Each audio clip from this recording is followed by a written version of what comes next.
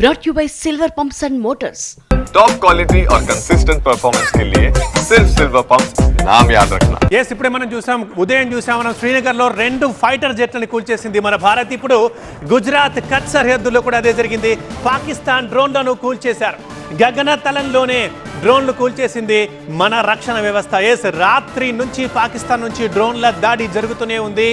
ఇప్పటికి కూడా స్టిల్ జరుగుతూనే ఉంది. ఉదయం కూడా మొన్నైతే రాత్రి చేశారు, కానీ ఇప్పుడు ఉదయం కూడా డ్రోన్లు దాడి చేసింది పాకిస్తాన్. మనం విజువల్లో చూస్తున్నాం.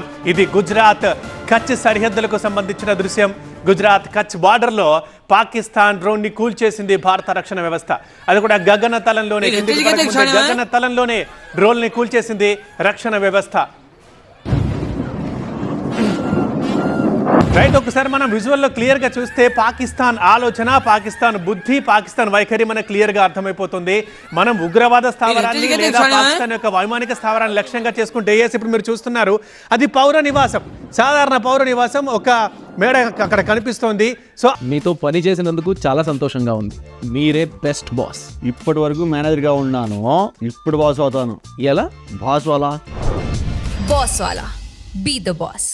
ఆ ఇంటి మీద పడబోతోంది డ్రోన్, కానీ దాన్ని గగన తలంలోనే కూల్చేసింది మన భారత రక్షణ వ్యవస్థ. ఒక్కసారి ఆలోచించండి ఎంత దగ్గరగా వచ్చిందో డ్రోన్ అనేది. అది కనుక కింద పడి ఉంటే ఎంత పౌర నష్టం జరిగి ఉండేది, ఎంత నష్టం జరిగి ఉండేది. కానీ భారత రక్షణ వ్యవస్థ ఎంత సమర్థవంతంగా ఉంది అనడానికి ఈ ఒక్క వీడియోనే దానికి నిదర్శనం.